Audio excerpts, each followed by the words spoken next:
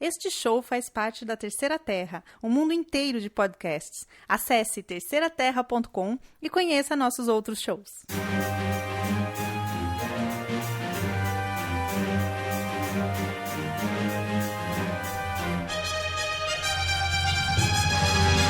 Olá, internet! Está de volta o Espada e Planeta, o podcast da Terceira Terra sobre ficção especulativa. Hoje eu estou...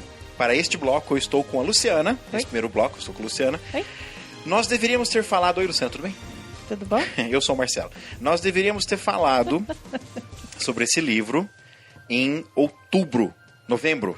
Porque em outubro, que eu falei com o Rafael Bezerra sobre o... Nós revisamos, né, a New Dawn.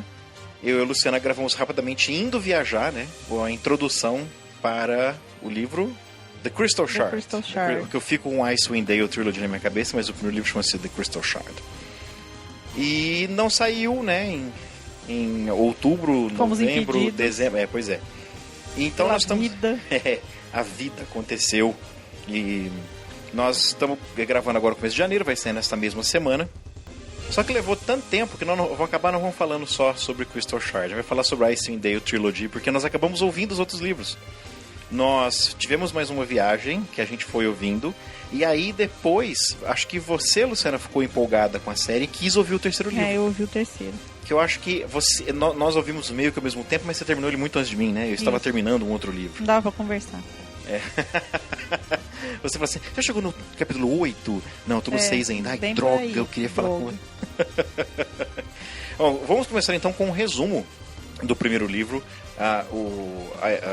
The Crystal Shard. Todo mundo se conhece, aí todo mundo briga e todo mundo fica bem. Pronto, acabou. Esse é o resumo TLDR, né? É isso aí. O livro começa com a traição do Akar Kessel, que era um mago meio burro, né?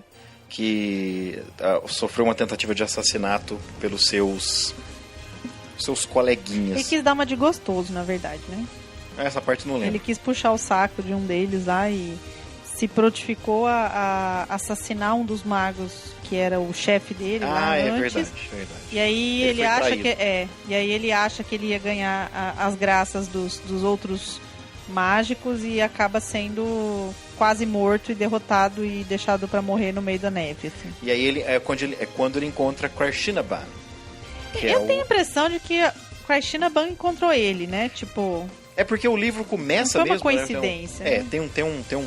Tem uma prequela do livro em que milhares de anos atrás, na formação, quando o mundo ainda era novo, um agente divino, né, em Forgotten Realms é D&D, né? Então no D&D você tem os planos de existência, tem os 9 planos de existência que tem os elementos diferentes, o eixo ordem e caos e o eixo bondade e maldade. O eixo bondade são das criaturas divinas e o eixo maldade são das criaturas demoníacas, né? E aí depois tem a diferença entre caos e ordem, né? As criaturas caóticas e más são os demônios e caóticas e más são os demônios e leais e más são os diabos. Tem essa cosmologia de alinhamentos assim que hoje o D&D não usa mais.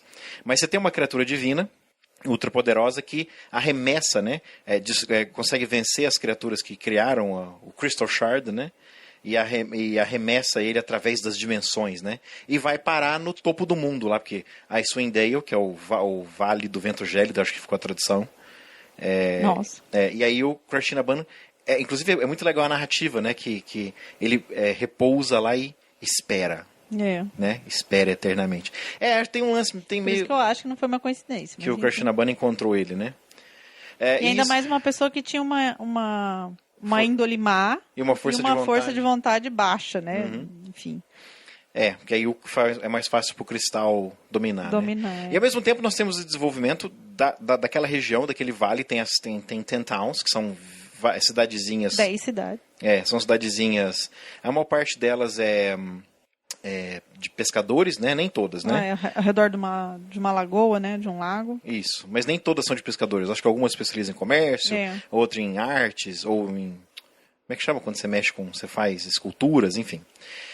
E já estabelece ali que você tem o Drizzt Do'Urden, que é um elfo negro, que é um Drow ou Drow. As duas pronúncias são consideradas aceitas, mas que em inglês Drow é mais comum, mas Drow é uma pronúncia aceitável.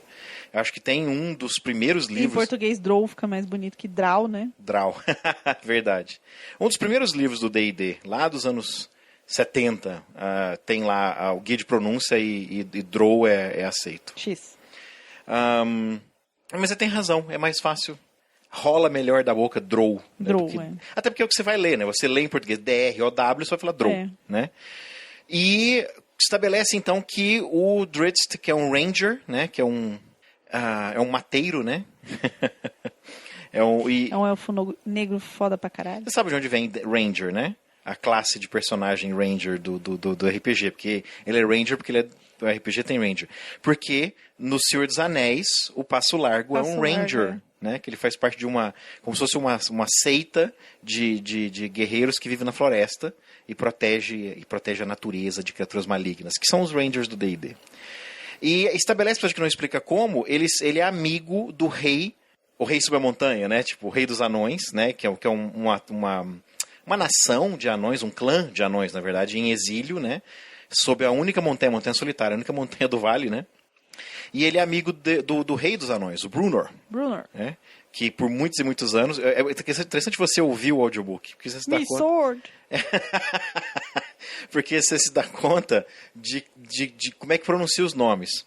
Como, por exemplo, o nome da Pantera Mágica do Drizzt, né? Que é Guinevere. E escreve do jeito gaélico antigo, que é difícil de pronunciar. E o Bruenor, que eu passei a minha infância inteira chamando de Bruenor, é Bruenor. É como eu ouvi, né? Então é Bruenor. O Regis, eu passei a minha infância inteira chamando o personagem de Regis. Eu não lembrava o nome dele, lembra? Regis. Porque ele falava tanto Regis, e uma hora eu perguntei, você falou, chama Regis. Eu, Regis? Quem é Regis? Não tinha Regis na história.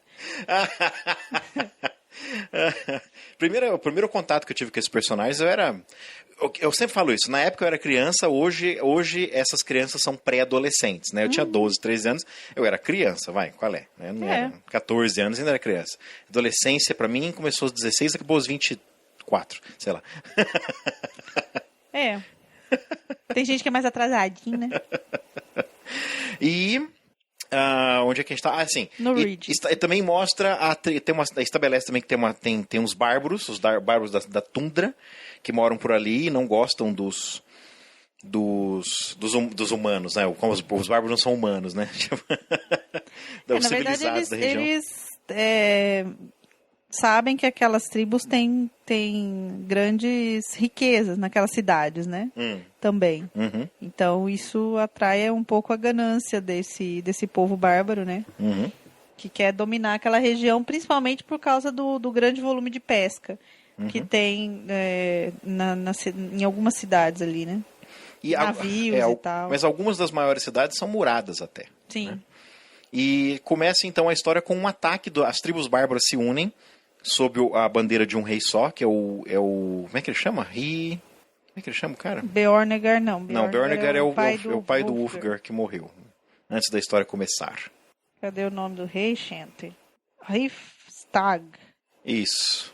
E ataca... Hrifstag, isso. Hrifstag. E ataca a cidade, são derrotados com a ajuda do Drizzt. Que estava por ali sem fazer nada, viu uma batalha ocorrendo, resolveu. Não, mentira. Não, muito pelo contrário, ele que avisou a cidade. Ele que avisou a cidade. E é o que estabelece que, os humanos da região não gostavam do Drizzt por causa da herança.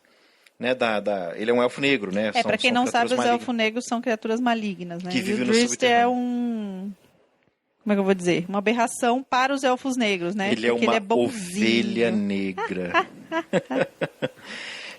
Mas estabelece isso e, ao mesmo tempo, o fato do Drizzt ter praticamente salvado Ten-Towns, eles passam a tolerá-lo mais. Ele chega, inclusive, a ter algumas amizades entre os humanos, uma coisa que não acontecia antes. Que por pouco ele não era tolerado, né? E por causa daquela batalha, da vitória, a reputação dele melhora um pouco. Ele tem um outro amigo também, que é o Regis, né? Que é o Regis, que é o Halfling. Que tem uma gema, um pendante vermelho. Pendante? É isso que fala? Pendente vermelho. Que aparentemente também tem o poder de influenciar. mas de uma maneira, tipo assim, de fazer com que a pessoa pense que a ideia é dele, uma coisa assim, né? E aí, passam-se 5... é porque tem um lance de que o Ulfgar quebrou um pedaço de pau na cabeça do Brunor, e aí o Brunor pega ele como se fosse um servo, assim, por 5 anos, para pagar pelo que a tribo dele fez.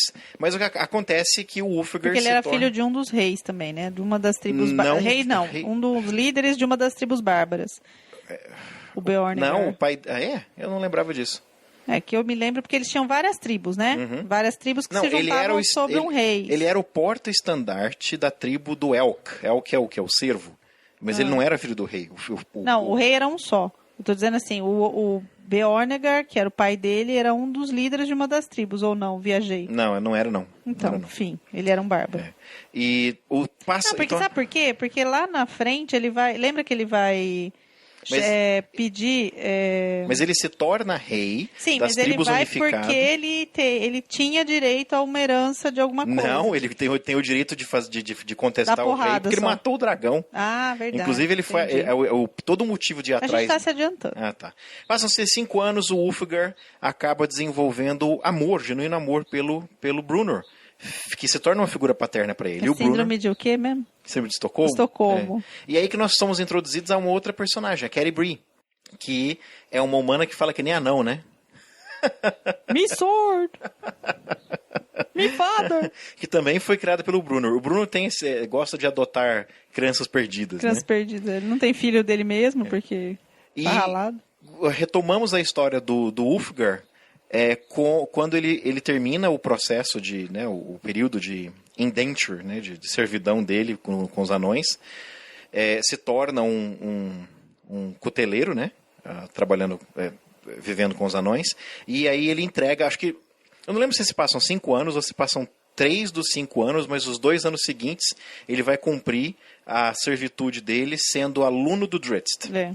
Ele vai ser treinado para a batalha, né? E aí que estabelece a amizade. O Brunor, ele rapidamente vence os preconceitos dele, porque ele vê no Drizzt um espírito irmão, tipo assim, também um guerreiro, mas também uma criatura natural. Brunor não, o Ulfgar. O Ulfgar, uma criatura, tipo assim, um guerreiro natural, que vive em harmonia com a natureza, que é o que os bárbaros fazem, né? E ali eles se tornam uma dupla invencível, né? Especialmente com o martelo mágico que o Brunor conjura, como é que fala que o Brunor faz?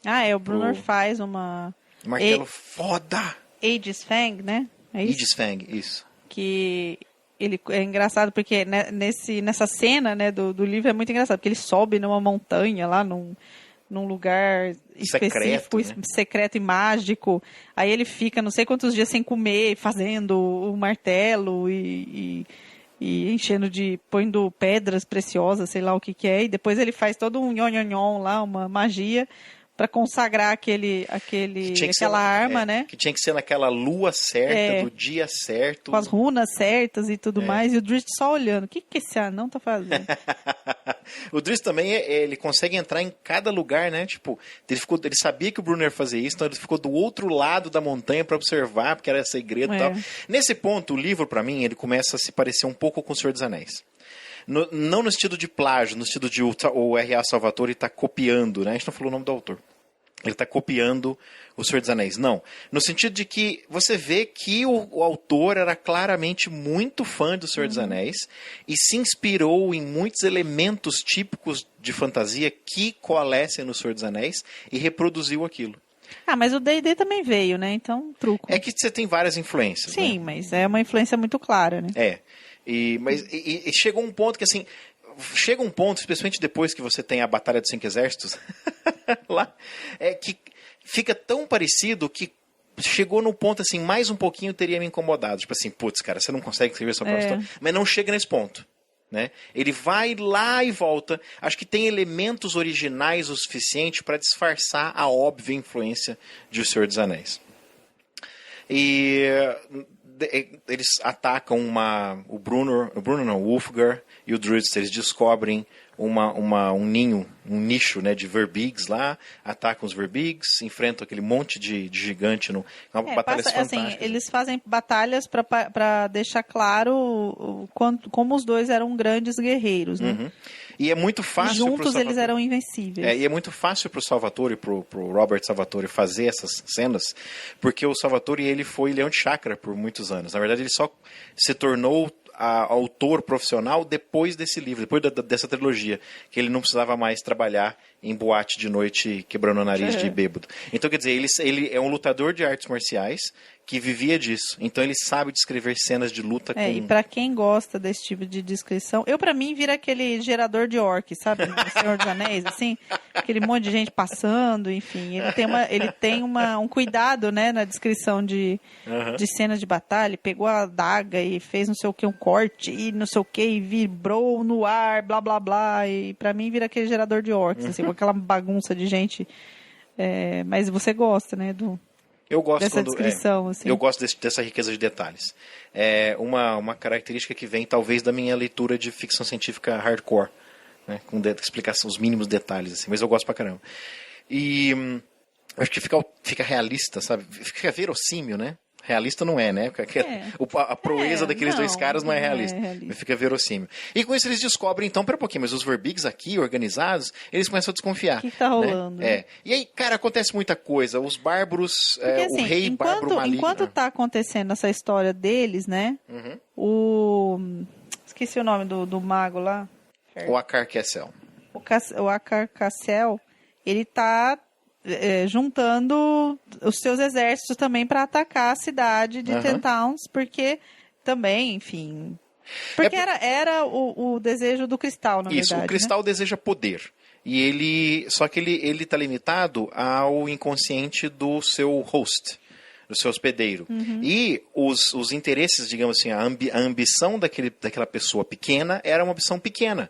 Ele queria isso, tipo assim, eu vou ser o rei dessa região, entendeu? Eventualmente, imagina-se que o Cristal ia trocar hospedeiros, especialmente quando o demônio, o Ertu, o demônio que aparece na prequela, prólogo, né? Aparece no prólogo.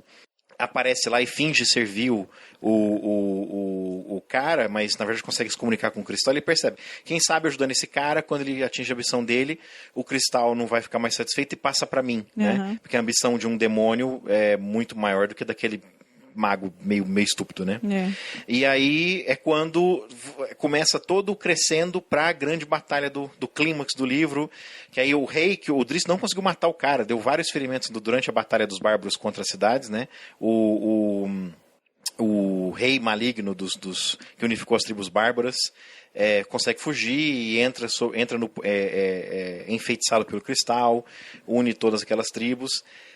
Mas o que acaba acontecendo é que nesse ínterim, o Ulfgar, né, que fica sabendo disso, ele então fala, putz, eu preciso impedir que os bárbaros façam isso, porque a vida dele com os anões mostrou para ele como o caminho, a vida dos bárbaros estava errada, eles não tinham que ficar contra a população, os civilizados. Eles tinha coisa pior, né? Sim. Tipo assim, se a gente se juntar, tem coisa pior para lutar. E seria uma vantagem comercial, uma vantagem, né, para os bárbaros serem, né, mais um integrante daquela região, ao invés de serem, né, mais uma criatura selvagem que os habitantes civilizados têm que enfrentar. Então, como é que ele faz? Ele precisa conseguir o direito de desafiar o rei.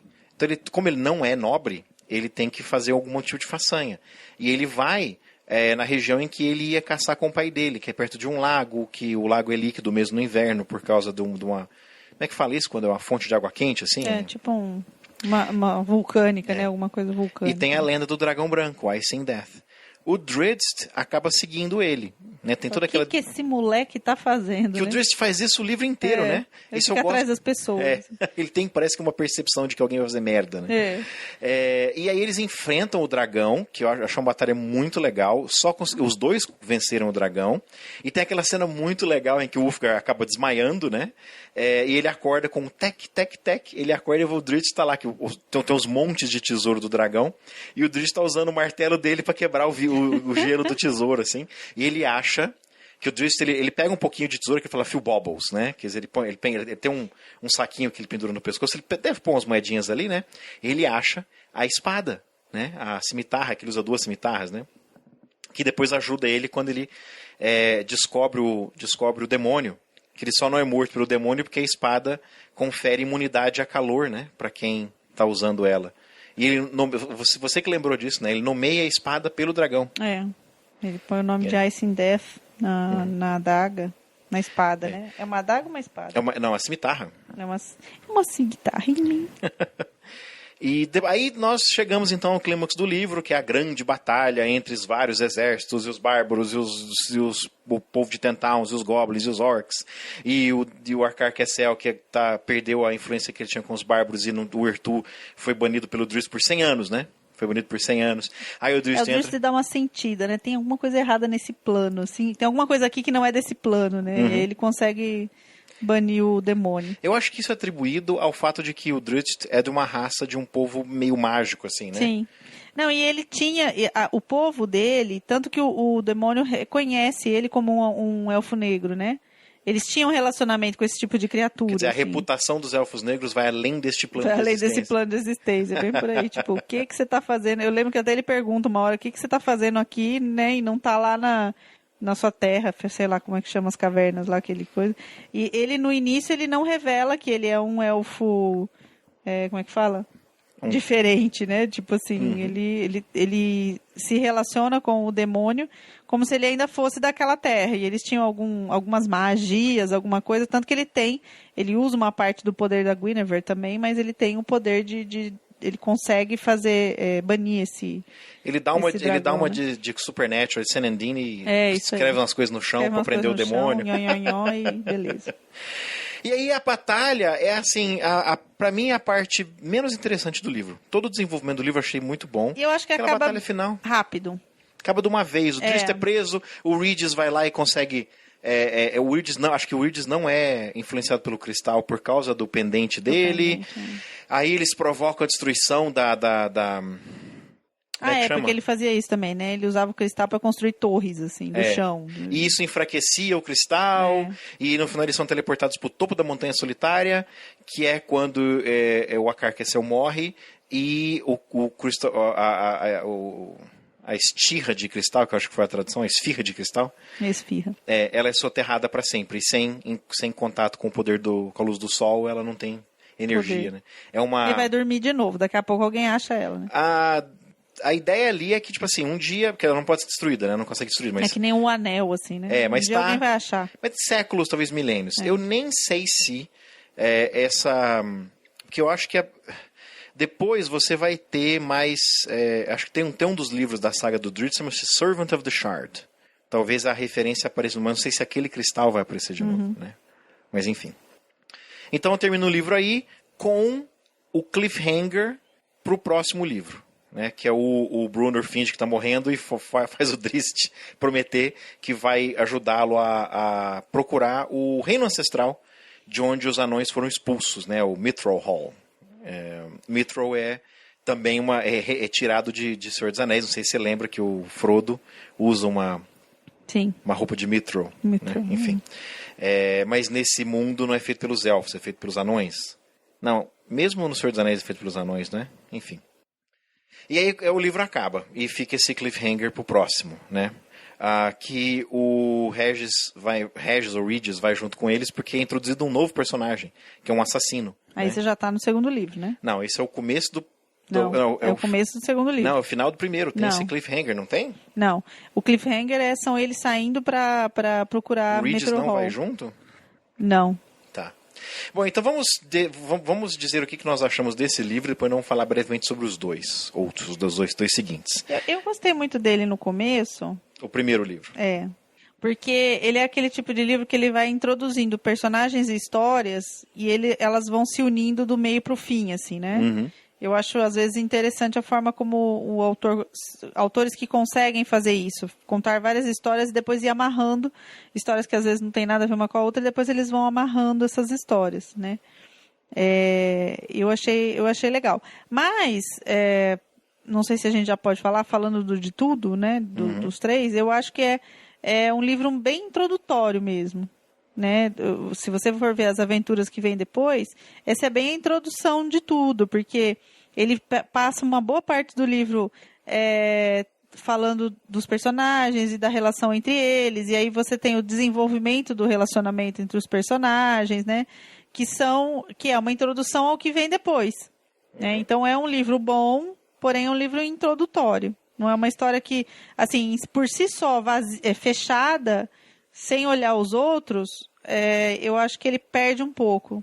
Não tem tanta aventura, talvez, são coisas muito picadas, né? Você acha que você tem que ver o primeiro livro como o primeiro de uma trilogia, não um livro separado, um livro isolado? Não, você consegue ler separado, enfim, ele acaba ali. Mas ele é mais divertido dentro da trilogia. Ah, tá. Eu acho... É que nem... Como é que chama? Meryl Zimmer Bradley?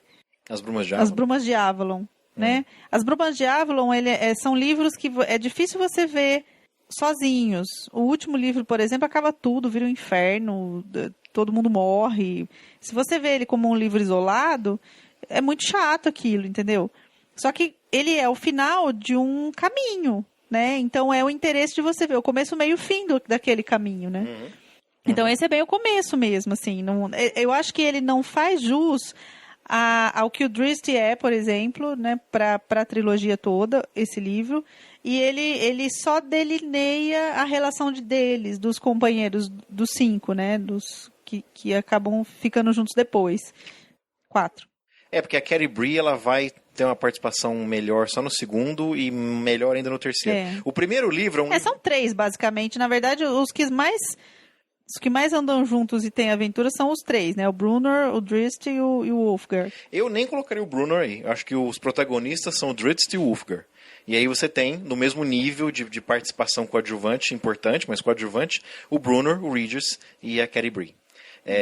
Que o primeiro é bem livro de menino mesmo, né? A menina só aparece para ser o interesse romântico do Wulfgar. Ela se torna um pouco mais interessante no segundo livro. No terceiro, ela é membro da equipe, por assim dizer. Da turma. Mas o que eu acho legal de ter lido esse livro... Eu já li vários outros livros do Salvatore. Eu sou muito fã dos livros de fantasia, né? De Forgotten Realms, da literatura de Forgotten Realms. E eu tinha lido coisas bem mais recentes. Você me trouxe dos Estados Unidos, quando você foi lá, que você passou um mês lá em 2003.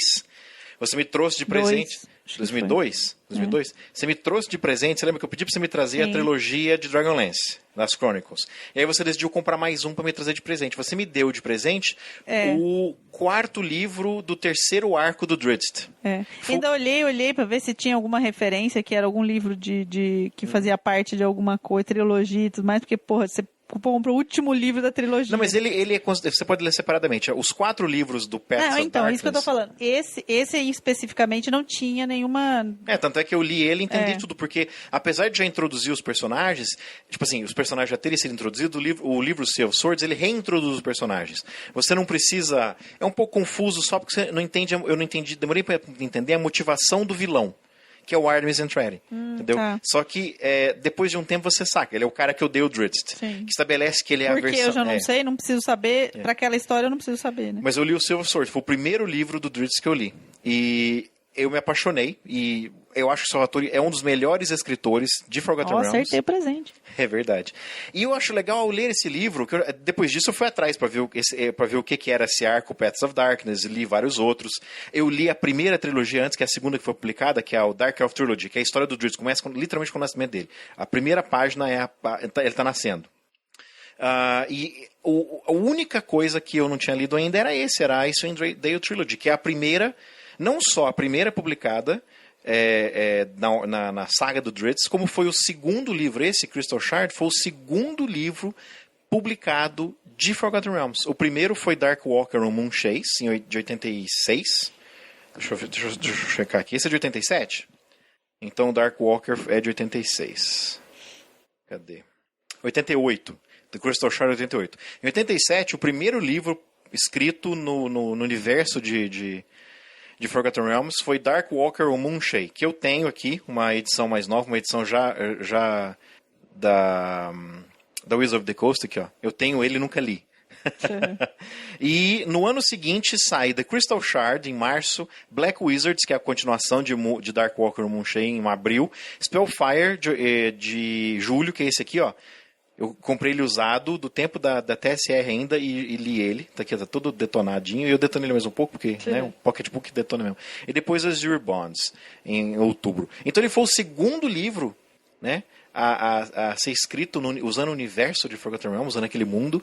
E ele ajudou muito o Salvatore, a história do Ed Greenwood e do Salvatore e de alguns outros autores, elas são indissociáveis da história do cenário de RPG, o Forgotten Realms. Eles ajudaram a definir muito do que é. Ele desenvolveu toda a região de Ten Towns, porque ele pegou uma área do mapa, a editora mostrou para ele, a moça que editou o livro dele, e falou assim, escolhe um lugar que você quer trabalhar. E ele escolheu aquele vale que não tinha nada descrito, ele que inventou tudo. E dá pra ver várias coisas legais. Primeiro dá pra ver como ele já era bom. Primeiro livro que ele escreve na vida, ele já era bom. Mas ao mesmo tempo dá pra ver que ele é um pouco cru ainda. Sabe? Que ele vai desenvolver, ele vai terminar de afiar a habilidade dele escrevendo para Forgotten Realms. Uhum. Então eu acho que, comparado com os outros dois da trilogia, esse é o mais fraco. Mais fraco no sentido de que ele é bom. E os outros dois são muito bons. É o que eu falo, é uma introdução, né? Uhum. Não tem... Não é uma história...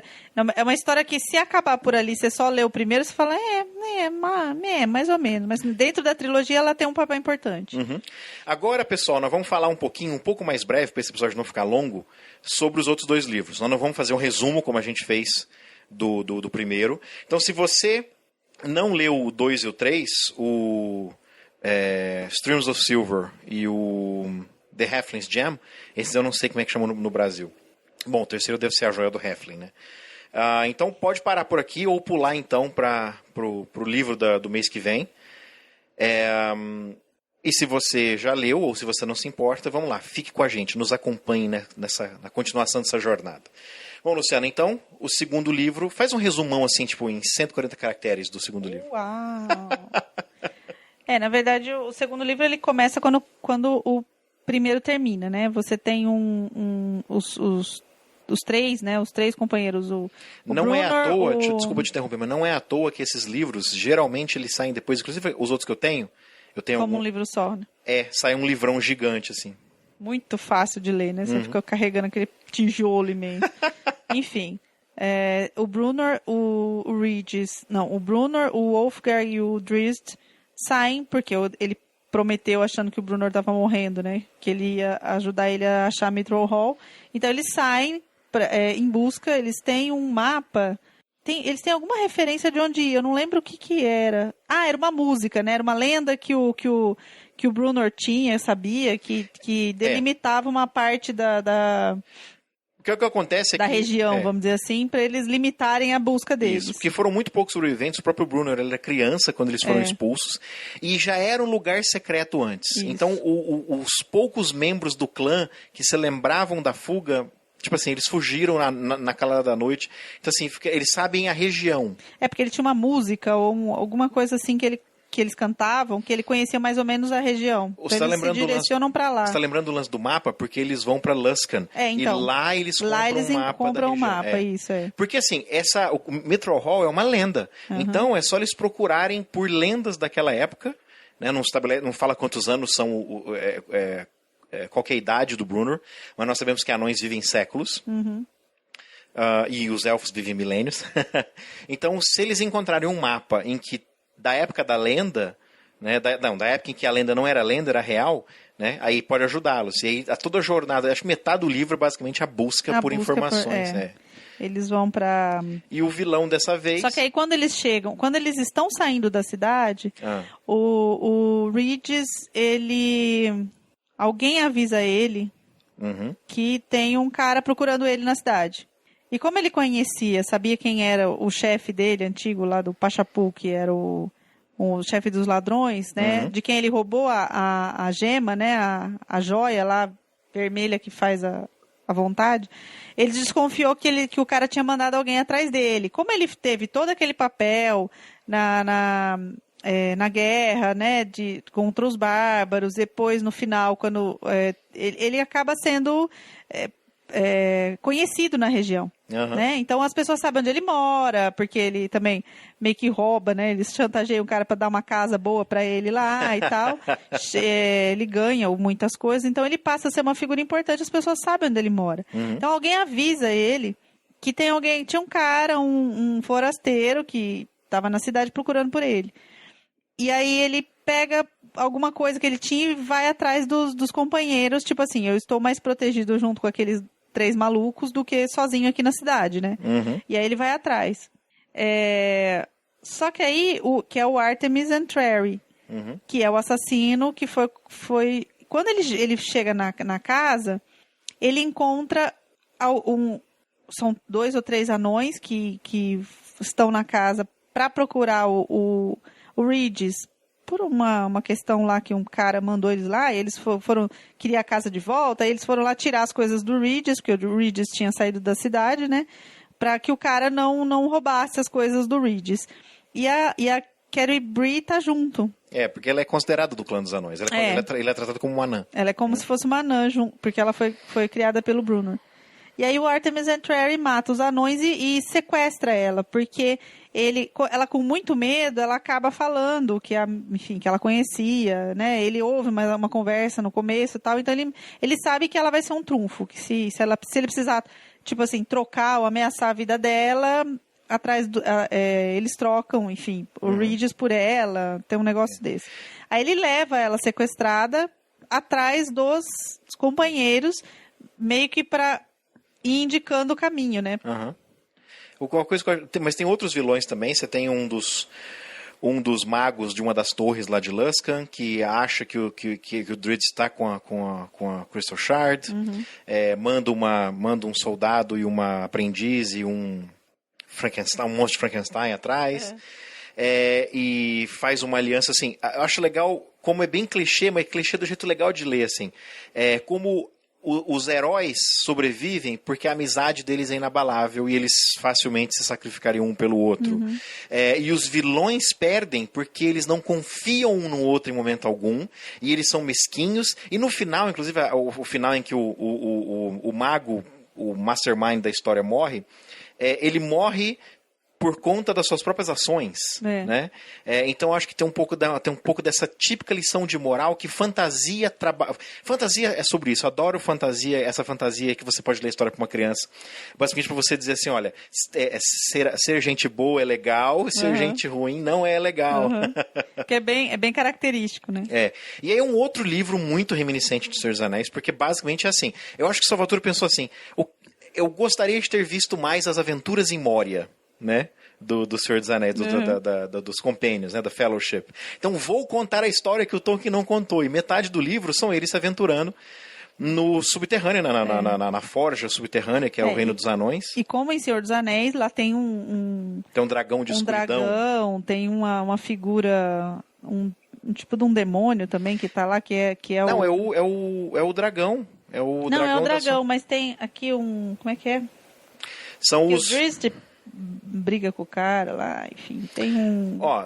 são os Durgar, que são anões das profundezas, é a versão maligna. Tipo assim, os elfos não tem os Drow, os anões tem os Durgar. Isso. Ou Duergar, acho que a pronúncia é Duergar. E você tem o dragão da escuridão, né? Que é um dragão meio sobrenatural, que vem de outro plano de existência. Cara, é muito Balrog aquilo. Lembra que o Balrog é uma criatura de sombras e chama? Muito. Só faltou a chama, na verdade. Só faltou a chama. Tem as chamas ali, né? Porque o dragão... Tem porque... O dragão é morto. Pegando fogo, né? Isso, e o Brunner é salvo pela espada que era... Pela espada, a cimitarra do Drizzt está com ele. A cimitarra do Drizzt, que o Drizzt... Eu não sei se ele deixa com ele ou se ele deixa cair, o Brunner pega. Quando o Drizzt eles se separam lá dentro, tem uma confusão lá dentro. Quando o Drizzt e o Artemis caem naquela armadilha, o Drizzt perde a espada. E o Brunner achou. E assim, eu acho... Esse é o livro que desenvolve o Brunner. Se o primeiro livro desenvolveu o Ulfgar e o Drizzt, o Streams of Silver desenvolve a personalidade do Brunner. Ele vira um personagem cativante. Eu passei a amar aquele personagem. Sabe, sem brincadeira, virou meu personagem favorito, assim, de muita fantasia. Sabe, você pensar assim, fantasia, primeiro personagem, o Brunner. O Brunner Barrowhammer ficou um personagem muito legal. De acompanhar as histórias. E eles andam por dentro da mina, né? E encontram armas, encontram salas escondidas que nem os Durgar tinham encontrado. Que é quando a Carrie Bree consegue o arco mágico dela. Exatamente, porque algumas coisas é como se só os anões conseguissem entrar e encontrar algumas entradas meio secretas. Bem Senhor dos Anéis também, né? Exatamente. E aí eles... Então tem muita aventura lá dentro, assim. Eles se separam e se reencontram, né? Dentro das minas e tal. E aí é quando você tem o duelo do Artemis Entreri com o Drizzt. Que aí eles passam a se respeitar e se odiar mais profundamente ao mesmo tempo. É, porque é quando estabelece que é quando um reconhece no outro a sua versão sombria ou a sua versão luminosa, né? E apesar de que no final sugere, né, que eles acham que o Brunner morreu, apesar de que o final do livro sugere que ele não morreu porque mexe uma pedra assim, né? Cena final dos créditos, né? Depois dos créditos. Mas quando no terceiro livro eles se reencontram, e assim, todo mundo sabia que o Brunner estava vivo, nós acompanhamos o Brunner sobrevivendo sozinho um tempo em Mithril Hall, no terceiro livro. É que todo mundo viu ele pegando fogo, né? Tipo, é verdade, pegando fogo. Achar. Não, pegando fogo e caindo do abismo, né? Junto com o dragão. Junto com o dragão pegando fogo, meio Gandalf. Mas quando... Fly, you fools. Fly, faz. Mas quando eles se encontram no terceiro livro, aí é interessante que vai não crescendo, né? O primeiro livro é bom, o segundo livro é muito bom, e o terceiro livro é muito, muito bom. Que eu acho que o terceiro livro, pra mim, é o melhor. O terceiro livro é aquele que tem momentos que a gente enche o olho d'água. Não tem jeito, cara. O terceiro livro, ele tem também uma curiosidade, que é assim, eu não lembro disso, no segundo não tinha também, aquela introdução, como se fosse um livro de memórias do Drizzt. Não, os três tem. A cada começo de capítulo você tem uma passagem do diário do Drizzt. Olha só, o que me chamou a atenção foi o terceiro. Que são as mais bonitas. Né, que são as mais legais, assim. Que ele conta as histórias e quando eles encontram... Porque aí o que acontece? Nós já estamos passando pro terceiro filme? Terceiro livro? Sim. Uhum. Então, enfim, eles acham que o Brunner morreu e a Carrie Bree fica para tentar juntar os anões e... porque os anões vêm vindo de Mithril Hall e ela tem que esperar lá na casa dos Harkel para mostrar para eles onde é Mithril Hall, porque eles vão retomar Mithril Hall, né? Retomar Mithril Hall, então ela fica para trás e o Artemis Entreri... Enfim, no final ela consegue se livrar dele e tudo, mas ele consegue. Ele foi lá para matar o Regis, né? E ele consegue sequestrar matar não, ele foi para trazer o Regis de volta. Porque o Pachapu queria... tomar satisfação. A vingança e queria a gema de volta, né? Então ele consegue pegar o Regis numa hora lá que todo mundo cai, enfim, o Drizzt não consegue subir um pedaço lá, ele consegue... E aquelas... dá um aperto no coração a hora que ele revela que ele tá com a Guinevere, tá com a estatueta da Guinevere. Porque ele tinha um saquinho onde ele tinha uma estatuetinha que era aí que ele chamava a Guinevere para esse plano, né, o Drizzt. E eles são amigos, assim, eles têm uma relação de amor mesmo. E a Guinevere acho que a gente não falou isso, né? É tipo uma pantera, né? Um gato, uma pantera astral. Uma pantera astral, assim, um gato preto, enfim, que tem lá, ela vive em outro plano e ele traz ela para esse plano quando precisa, enfim, usando essa miniatura. Mas não é só um item mágico, porque eles ficaram amigos. E se você ler, eu tenho aqui o primeiro, aqui, ó, o Homeland, que é o primeiro livro do Legend of Drizzt, volume 1. Se você ler essa trilogia, ela tá na capa aí, ó. Se você ler essa trilogia, você vai ver como foi o desenvolvimento dessa amizade, porque isso é descrito no livro. Agora não sei, no terceiro livro. Tem a descrição dessa história, de como o Drizzt resgatou ela da servidão de um Drow que mandava ela fazer coisas malignas e degradantes. Eu não sei se isso foi acrescentado depois na reedição da Icewind Dale Trilogy, porque esse livro que está na sua mão já tinha sido escrito. Entendi. Porque eles voltam em reedito, que quando troca a edição do D&D, que troca, por exemplo, as habilidades dos Drows. Os Drows fazem isso, agora não fazem mais, então aí eles voltam e reeditam, entendeu? Para se conformar com as regras do jogo, por assim dizer. Então, mas a história, basicamente um resumo do que acontece nos outros dois livros, nesse livro, né? Que no Sojourner eles já estão juntos. É muito bonito o desenvolvimento da amizade. O Salvatore consegue, ao mesmo tempo, fazer cenas de combate, de luta, de tirar o fôlego, e cenas de profundidade emocional muito grande. Assim. O cara é muito bom. E a relação é muito estranha, porque é uma pantera astral, enfim, mas eles têm uma relação de amizade muito profunda, né? Uma ligação muito profunda entre os dois. E ninguém gosta dela, né? Todo mundo morre de medo dela, é uma pantera. Né? Afinal de contas, é uma pantera negra. Enfim. E superstição também. Os anões não gostam de magia. E eu acho que o Brunner também não gosta do gato, porque tem alguma superstição dos bárbaros também, né? O Wolfgar. Wolfgar. Eles não... magia... É engraçado que, assim, a magia, ela tá presente o tempo todo ali, né? Nesse mundo... Mas aqueles seres que não são mágicos, eles têm uma certa resistência realmente à magia. Apesar de que os anões são um pouco, né? Eles têm aquelas runas que eles usam. Quando eles fazem nhon por causa do... pra fazer a arma mágica. Acho que o problema deles é com criaturas mágicas. Né? E por isso que o Drizzt também, né? Apesar de que os elfos negros eram... Bom, enfim... Eram maus. E o Artemis Entreri, ele foge levando o Regis e a Guinevere. E aí, quando termina o livro, então o Brunner, teoricamente, está morto, e a Ceri Bree fica para encontrar os anões e tentar reaver Mithril Hall. E os outros dois, que é o Drizzt e o Wolfgar, que voltam a seus protagonistas. Vão tentar salvar o Regis, porque eles sabem que o cara estava levando ele para ser morto. E pro sul, eu não sei se eu cheguei a te mostrar o mapa, porque assim, quando você compra o livro, ele vem um mapa das regiões interessantes, regiões relevantes, no começo. Se for Forgotten é típico assim. Fantasia, de maneira geral. E o audiobook não tem, né? Mas a Kalincham é um reino tão ao sul que você viu, né? Que é deserto, né? Eles viajam muito pela Costa da Espada. Não, e assim, e nesse livro, no segundo livro aparece também uma personagem que é a Lady Alustriel. Nós pulamos essa cena. Que eles encontram, enfim, no segundo livro eles encontram, e é bem aquela história da Galadriel né, quando eles encontram a Galadriel. Então é uma senhora de luz e que percebe as coisas ruins que estão acontecendo e que quer ajudá-los porque sabe que eles são pessoas boas, enfim, né?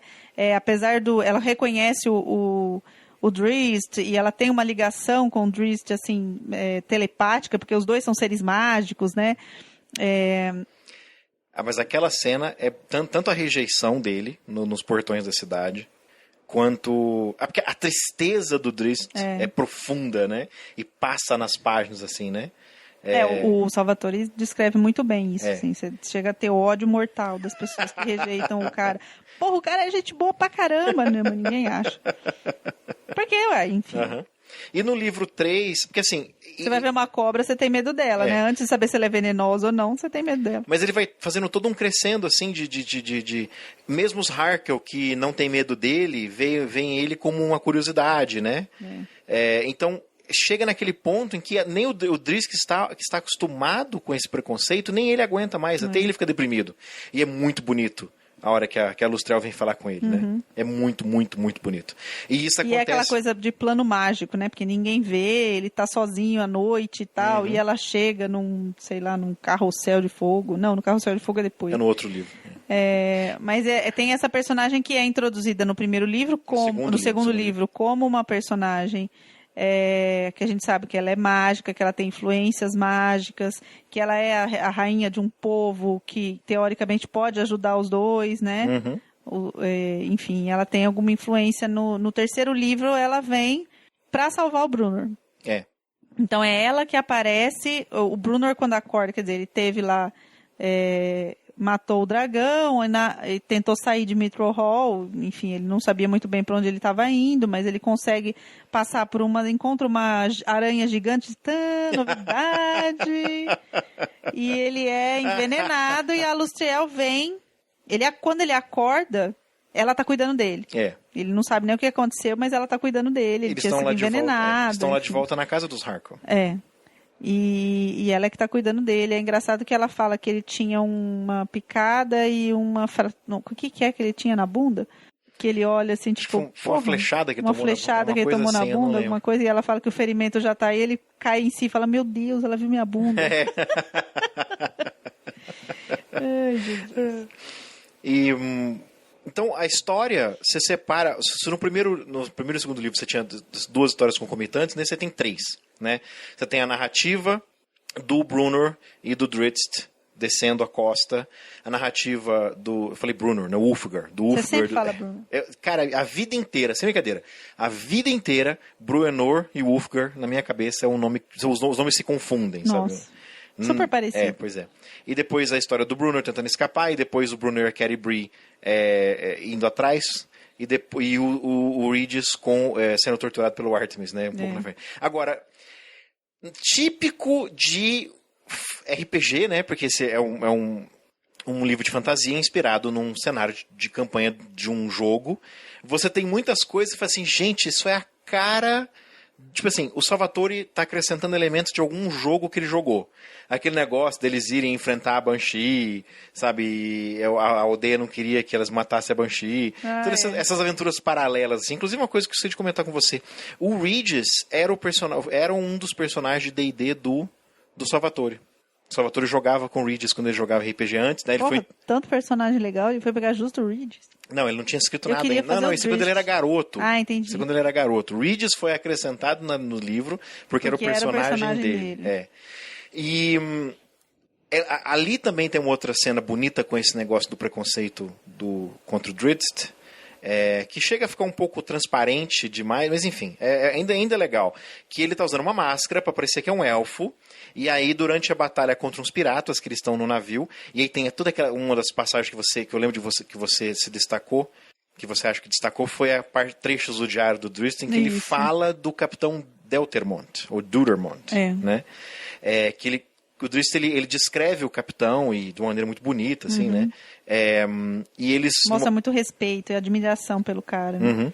Durante a batalha contra piratas, cai a máscara e os caras do navio ficam assustados e ele acha que ele vai ser expulso do navio. Mas quando, na verdade, o capitão chama ele para dentro da cabine para proteger dos marujos. Quando entra um marujo e pede assim, capitão, não pune ele não, a gente gosta dele, sabe? Foi muito bonito. Gente boa.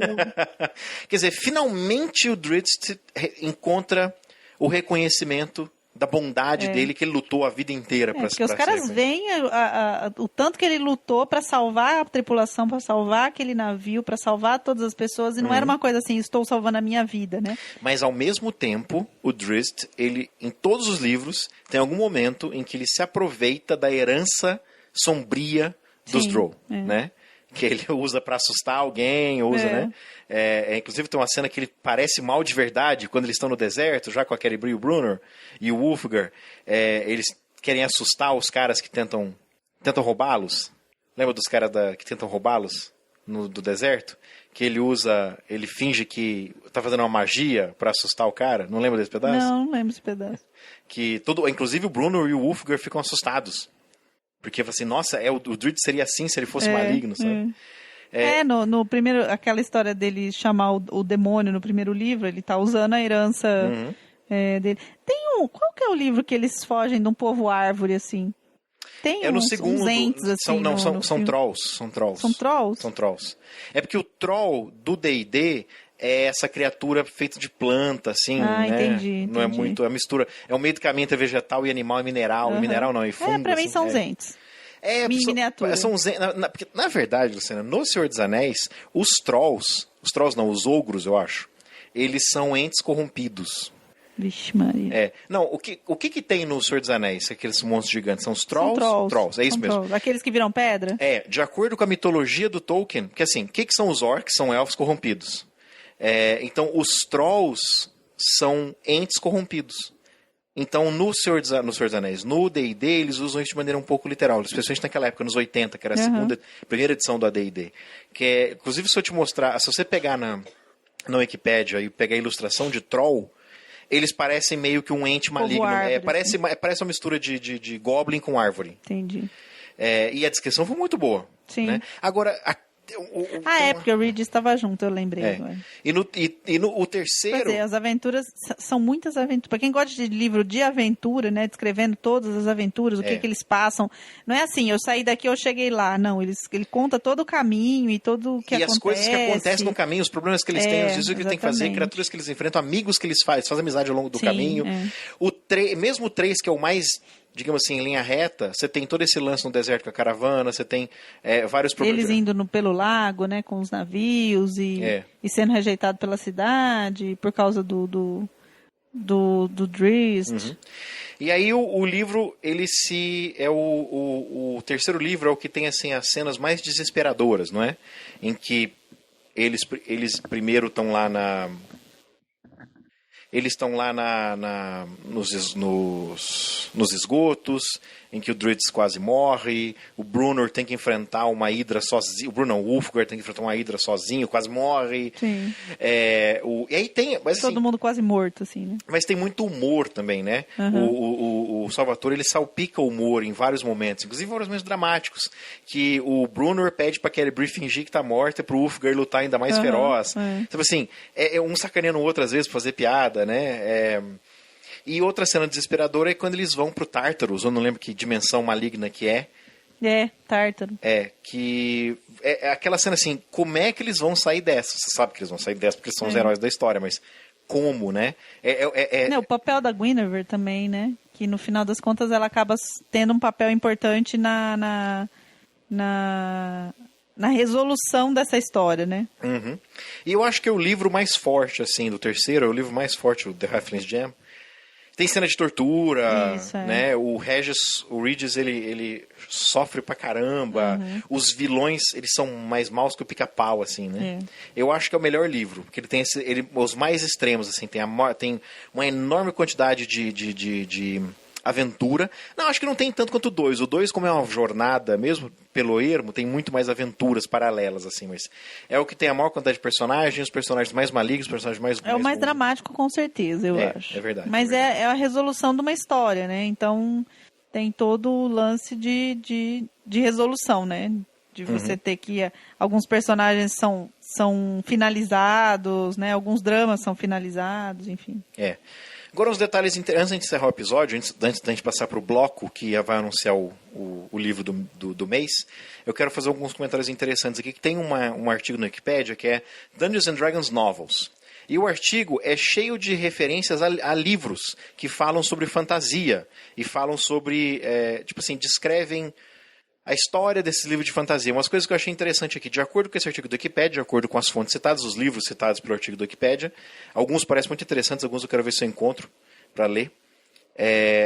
Editoras de RPG, elas vivem muito mais da licença, do que você consegue fazer com o produto que você cria. Que livro de RPG, livro de jogo, não vende muito. Que a TSR, ela lucrava muito mais licenciando D&D para desenho animado, brinquedo e literatura. Que você tem um retorno muito maior. O livro de RPG é muito caro, o retorno é muito pouco pro dinheiro que você gasta. Por isso, tanta literatura. Tem quase 300 livros de Forgotten Realms.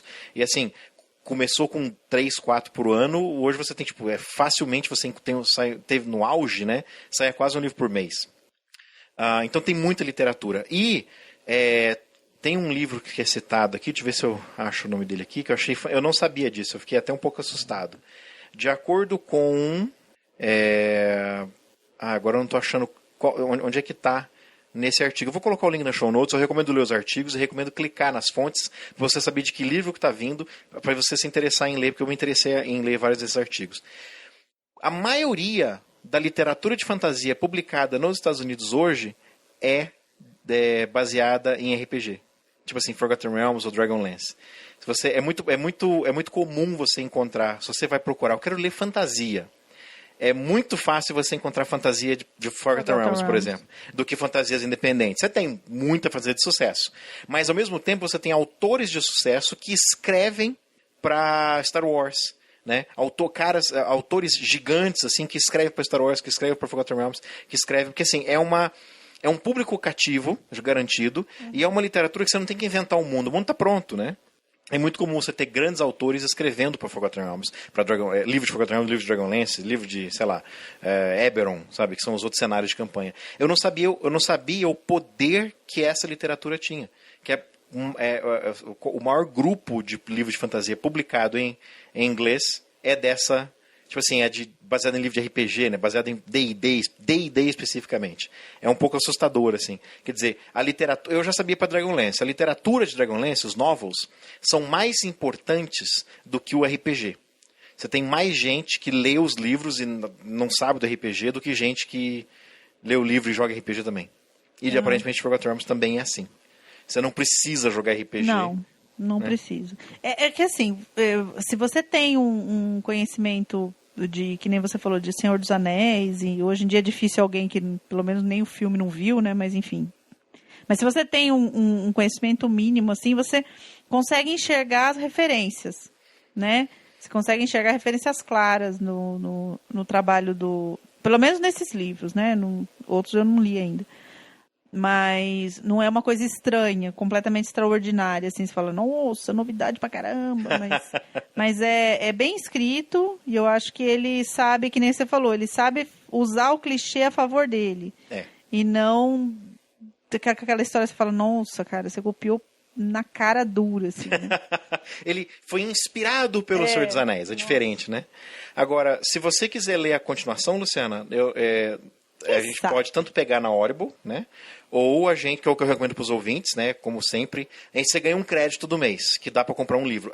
Teoricamente, supostamente, existem livros que custam mais de um crédito. Eu nunca vi. Você tem, por exemplo, The Once... Cabeça de bacalhau, assim, ninguém nunca viu. Vou falar que eu não vi, eu acho que eu vi nesse sentido assim. Bom, The Once and Future King, The Once and Future King, que é um livro de 22 horas, é um crédito só.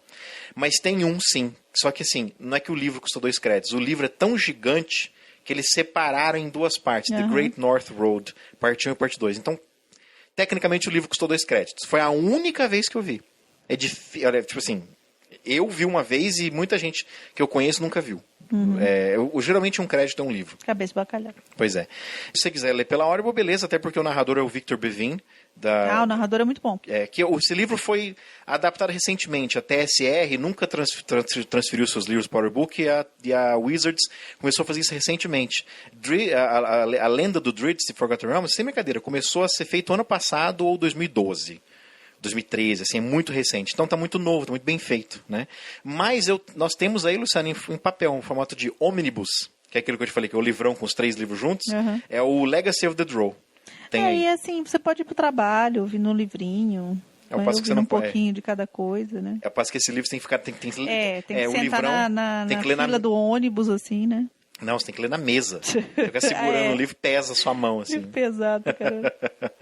Então é isso, esse foi o Espada e Planeta, o primeiro bloco, pelo menos. Do trimestre, né? Não foi do mês, foi do trimestre. Mas nós estamos de volta agora que nós deixamos esse estúdio fixo, né, Luciana? Esse espaço aqui, nós não temos que... Esse é o cômodo da casa que a gente não está aproveitando para nada, né? Porque tá cheio de tranqueira aqui, né? Assim, o dormitório das cachorras. Agora é... Mas antes não era. Você lembra que tinha um sofá velho aqui com uma pilha de coisa que a gente ia doar ou jogar fora? Agora que nós limpamos o cômodo, fez o armário, então meus livros de RPG estão aqui, os jogos de tabuleiro estão aqui, tem 2 poltronas super confortáveis e tem essa mesinha onde está o mesinha mixer. É ótimo, como se alguém estivesse vendo, né? Essa mesa, tô falando pra você. É isso aí, entendi. Vou começar a deixar permanentemente, porque esses pedestais dos microfones é só dobrar e pôr no canto, não atrapalha as cadelas. E as cadelas dormem aqui, nesse momento a gente está cercado por 2 cadelas. Uma delas soltando pão fedido pra caramba enquanto a gente grava. Tadinha, ela tá doente, vai. Tá tomando remédio, tem que perdoar. Então, nós vamos voltar à sequência de todo começo de mês, tem um Espada e Planeta, um livro por mês, que tá mais fácil gravar agora. Sem enrolação, nada mais de esperar 3 meses para gravar o próximo. Vai ler livro, gente. Fique agora comigo.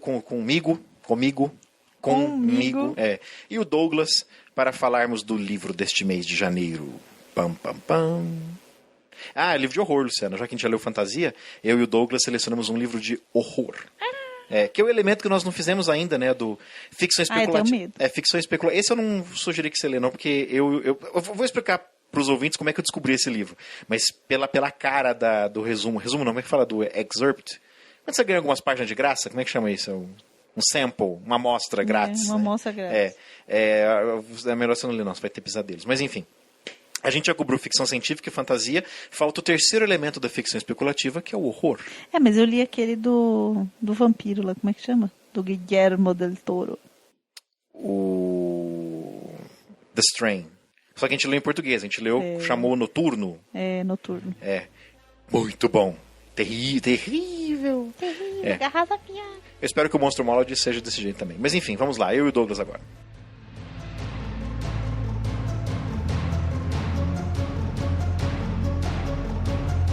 Então, Douglas, estamos de volta para mais um... Bom, esse é o primeiro... Vai ser o nosso primeiro livro de horror, né? Sim, primeiro livro de horror. A gente acaba, na ficção especulativa, a gente acaba se concentrando na fantasia, na ficção científica, que eu acho que são os gêneros, sei lá, mais populares entre nós aqui, né? Entre essa turma que eu formei na Terceira Terra, a gente lê muito mais fantasia e ficção científica. Mas o horror é um gênero, é um subgênero importante dentro desse nosso amplo, como é que eu vou dizer, ampla classificação da ficção especulativa, né? Sem dúvida. A gente acaba deixando passar porque a gente gosta mais. Não sei se gosta mais ou se está mais acostumado com ver fantasia mesmo. Eu acho que a gente se cerca de blogs e sites e programas de TV e vídeos no YouTube e que falam mais de fantasia e ficção científica, né? Mas nós temos obras geniais nesse outro gênero, o nosso gênero mais esquecido também.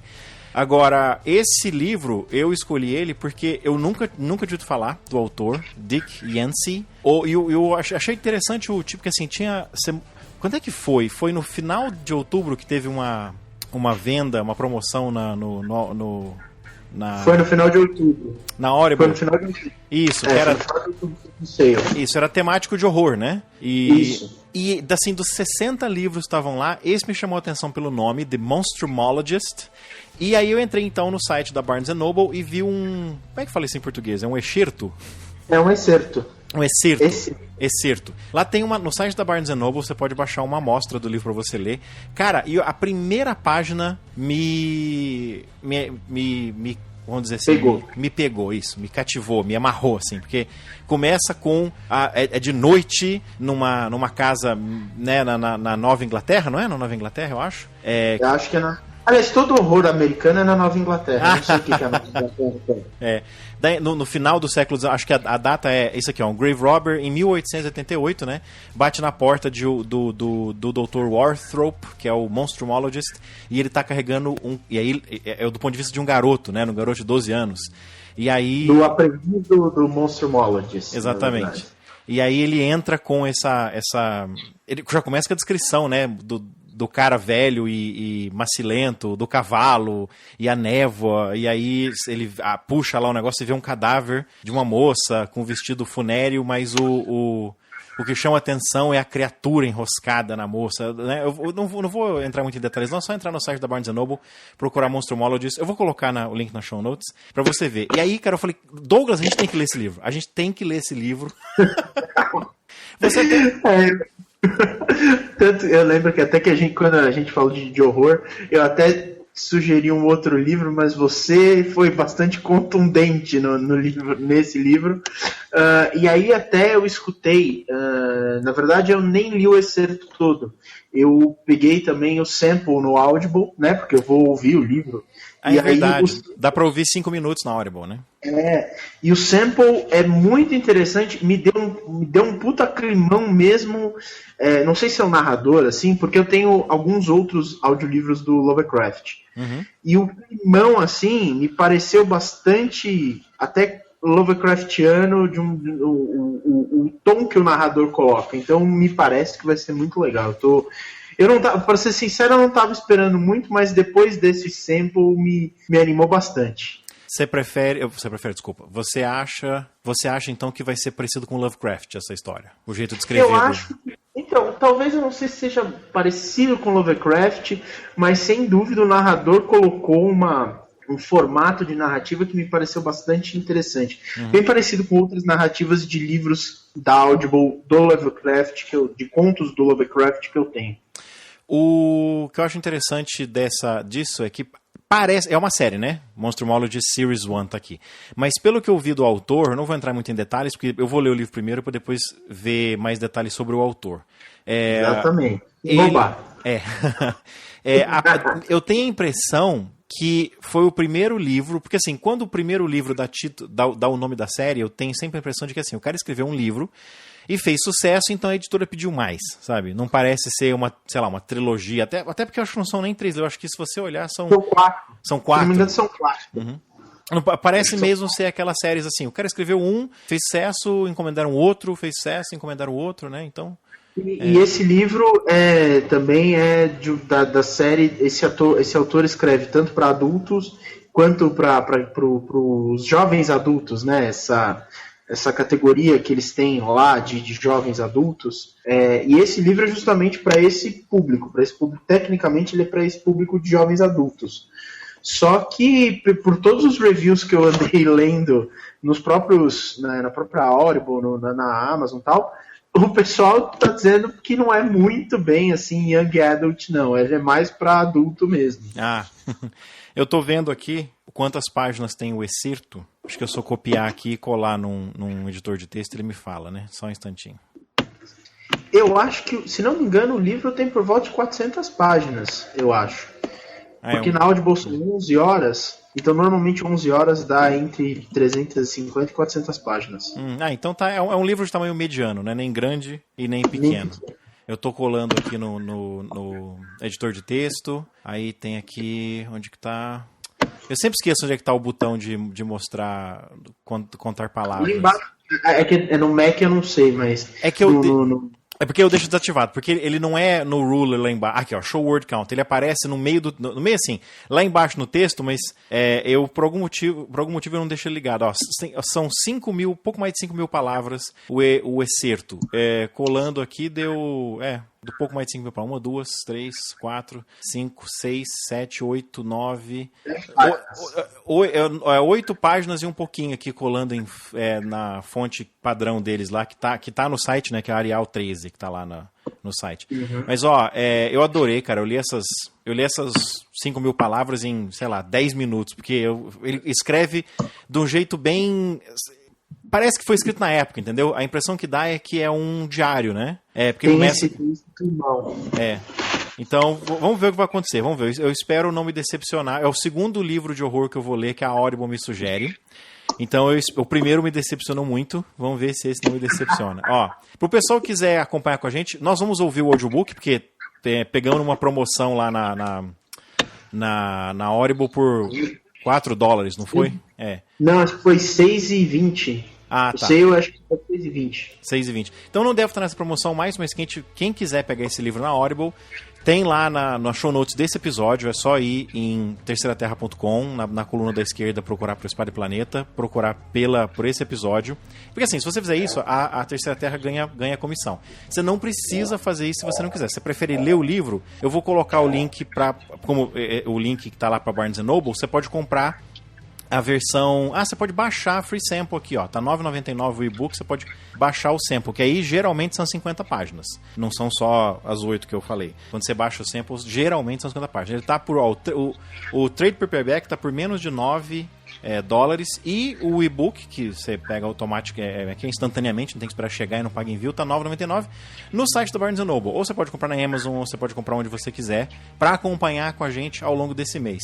Um livro de 400 páginas, eu costumo, por exemplo, se eu fosse lê-lo, eu leria 1 hora por noite. Eu leio devagar. Eu levaria 2 semanas, sabe? 14 dias lendo 1 hora por noite. Eu acho que eu tô sentindo que esse é o tipo de livro que eu não vou conseguir ler andando de bicicleta. Acho que vou ter que ler à noite, assim, deitado na cama com a luz apagada e a janela aberta. Eu sou mais... Eu sempre fui muito cagão com suspense, terror e horror. Então eu acho que eu vou ouvir com a luz acesa. Então tá bom. Muito obrigado, Douglas. A gente se fala mês que vem, então, com o nosso review mais detalhado de The Monstrumologies por Rick Yancey, lançado em 99 pela Barnes & Noble. Estaremos lá.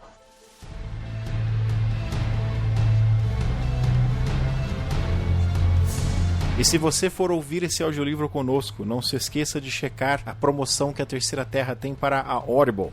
onde você pode baixar esse livro, sugerido aqui, ou qualquer dos outros livros que você quiser. São mais de 150 mil títulos disponíveis na Audible. Basta ir em www.terceiraterra.com e checar as show notes deste episódio. Tem 2 banners lá. Um que você consegue um desconto na sua assinatura da Audible pelos primeiros 3 meses, é metade do preço, 50% pelos primeiros 3 meses, ou o seu primeiro mês, seu primeiro livro de graça.